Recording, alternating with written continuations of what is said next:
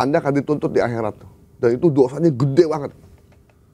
Itu dari gara-gara itu satu keluarga tuh kehilangan tempat tinggal, kehilangan kehidupan karena rumah dan tanah yang dia tinggalin dengan segala macam halaman belakang, halaman depan itu bukan cuma buat hidup, tapi itu buat membangun kehidupan dia di masa depan. Dan itu tercabut, uang nggak seberapa, anak banyak, bagi-bagi paling satu orang dapat 20 juta. Buat apa 20 juta? Nah ini buat Sobat Sindo yang nonton live juga di YouTube bisa komen nih. Kalau misalnya punya pengalaman terkait soal ini atau enggak menjadi korban, silakan tulis di kolom komen. Nanti mungkin kita akan follow up ya. Makanya Anda berhati-hati kalau punya sertifikat. Misalnya ada orang pengen beli tanah. Atau beli rumah Anda. Emang Anda niat jual sebenarnya. Terus biasanya orang datang. Anda harus tanya, yang mau dibeli ini, Anda nih yang Anda ini mau beli, itu orang pertama apa orang kedua? Gitu. Karena kalau dia orang kedua, biasanya dia akan minta PBB, foto, sertifikat, di foto atau fotokopian. Terus Anda kasih gitu dengan niat baik.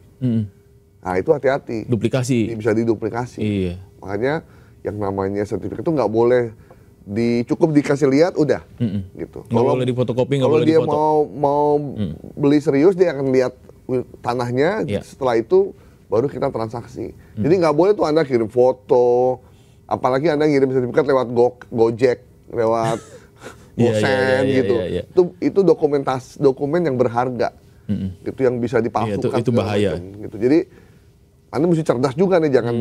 Biasa kan banyak pesuruh dari maklar-maklar itu yang akan dia beli tanah, disuruh bohirnya, tujuannya nanti bakal dijual lagi ke orang lain sebenarnya gitu. Tapi memang pengalaman ini ya, pengalaman di beberapa wilayah gitu ya, ada di daerah Jawa Barat gitu terutama. Ya emang begitu kejadiannya tuh, Mas Gaib. Untuk yang proyek-proyek ya, kayak tol ataupun ya paling gampang tol lah ya, karena tol ini kan kemarin sempat ekspansi beberapa tahun yang lalu kan, bikin jalur baru dan segala macamnya gitu, dan ancaman-ancaman itu nyata tuh. Jadi memang ada tadi yang disampaikan Mas Gaib, betul tuh, yang soal ada makelar yang memang mungkin dalam tanda kutip bekerja sama dengan oknum. Nah oknum-oknum inilah yang kemudian meminta warga untuk melepaskan tanah atau rumahnya, bahwa ini nantinya akan dibikin jalan dan segala macamnya gitu kan. Jadi kita beli dulu nih gitu. Kita beli kenapa? Karena kalau nggak gitu nanti akan rugi gitu. Bayangkan kalau misalnya, ancamannya pasti begini, bayangkan kalau misalnya semua di lingkungan ini sudah dijual tanah dan rumahnya gitu, tinggal rumah kamu sendirian yang ada di sini gitu ya kan, otomatis kan nanti rumah kamu akan terhalang oleh jalan. Itu yang pertama. Gimana aksesnya? Aksesnya juga akan hilang, gitu kan. Terus kemudian nanti otomatis ganti ruginya pasti akan jauh lebih murah dibanding sekarang. Mending sekarang aja deh nih jualnya, gitu. Dan jualnya kemana? Jualnya ke saya aja, gitu. Duitnya langsung cash and carry daripada nanti ke pengembang atau apa, gitu kan. Yang nanti butuh prosesnya lebih panjang, gitu. Kan pengen duitnya cepet nih, kan gitu. Ya kan? Gitu. Pasti gitu tuh bujuk rayunya tuh. Dan itu memang udah banyak terjadi tuh sebenarnya. Ini kita ngomongin satu proyek nih, gitu. Tadi Mas Gaib juga bilang kan, di era yang presiden sebelumnya proyek-proyeknya kan banyak dan masif gitu kan. Nah itu proyek-proyek yang lain gimana gitu? Ya memang saya juga punya sawah tuh di daerah Magelang ya. Tiba-tiba ada orang nelfon, Mas mau jual sawahnya nggak? Oh jual sawah ya?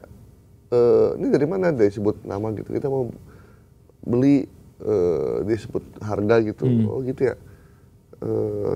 1M deh gitu, untuk luas segitu gitu. Kalau mau langsung datang ke Magelang atau kita datang ke Jakarta, serius banget nih gitu. Terus kita belum tahu tuh ternyata ada rencana mau dilewatin sama tol. Oh itu malah belum tahu. Belum tahu. Belum tahu. Dia udah punya bocoran duluan. Beberapa tahun kemudian baru kita tahu, oh ternyata rugi dah gua gitu ya. Iya.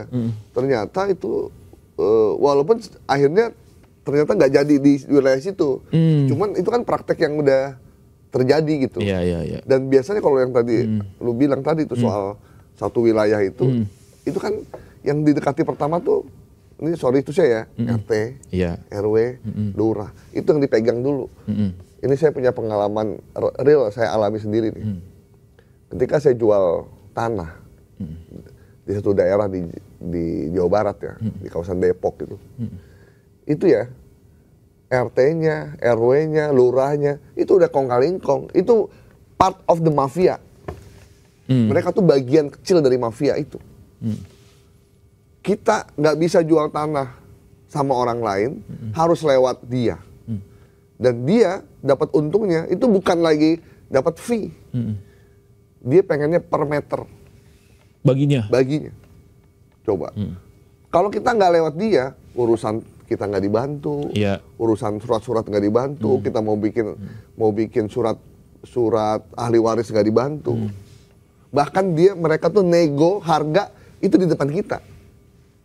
Nego harganya? Nego harganya. Dia rapat gitu, menentukan berapa nih kita dapat fee dari penjualan tanah ini, tanahnya si ini. Padahal kita juga belum dapat duitnya ya? Iya, dia bilang ngaco ini bang. Ini parah ini bener. Gila bener. Iya. Dan bener-bener tuh ya, mereka tuh memanfaatkan kekuasaan mereka untuk mendapat keuntungan pribadi. Itu udah asli udah. Udah luar biasa deh pokoknya. Mengerikan karena saya ngalamin langsung. Jadi Anda yang punya rumah di daerah Jawa Barat atau dimanapun, yang rumah atau tanah yang punya orang tua kita ada di mana-mana, misalnya kita nggak tahu nih, bukan berarti Anda tidak peduli, cuman mumpung orang tua masih hidup, Anda tanya, Bapak punya rumah atau punya tanah di mana aja? Asetnya di mana aja? Aset di mana aja. Bukannya kita pengen menguasai, tapi itu penting. Ketika orang tua kita meninggal, dia nggak ninggalin apa-apa, dia nggak ngasih pesan, kita buka-buka surat, ngecek lemari, ngecek di mana, baru ketahuan. Begitu tanahnya di mana di sini udah diklaim orang. Iya, udah dibangun. Tuh, tanahnya di sini nih. Oh, udah lama udah kita beli kok, cuman nggak ada suratnya. Nah, itu yang terjadi. Makanya urusan tanah ini diseriusin, karena kalau memang itu udah punya kita ya kita urusin dengan benar. Kalaupun kita nggak pengen ngurus tanah itu, ya udah kita jual dengan surat-surat yang lengkap. Dan dengan cara yang benar. Iya. Gitu. Ini kan makelar-makelar ini ya, terutama ya. Ini kan dia ngomong di awang-awang tuh. Kalau tadi Mas Gaib bilang kan berarti kan belum ada duitnya, dia udah bagi hasil. Dia bagi hasil. Iya. Dia bagi hasil. Duit awang-awang itu kan. Iya. Jadi kalau RT RW lurahnya itu benar, itu warga pasti terlindungi. Betul. Orang datang lu mengancam warga gua, awas lu ya gitu. Cuman kan mereka dapat duit juga. Iya. Mereka dapat keuntungan juga.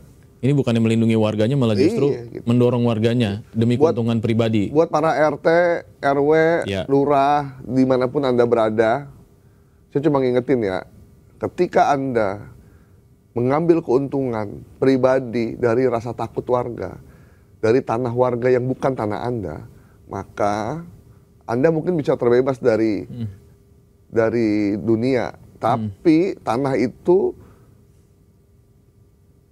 Anda akan dituntut di akhirat tuh. Dan itu dosanya gede banget.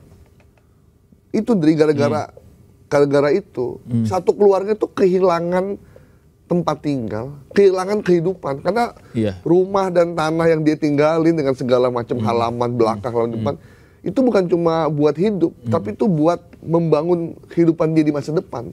Dan itu tercabut, uang nggak seberapa, anak banyak, bagi-bagi paling satu orang dapat 20 juta. Iya. Buat apa 20 juta? Rumah nggak punya, duit habis buat jajan, buat apa? Rumah ujung-ujungnya ngontrak ya.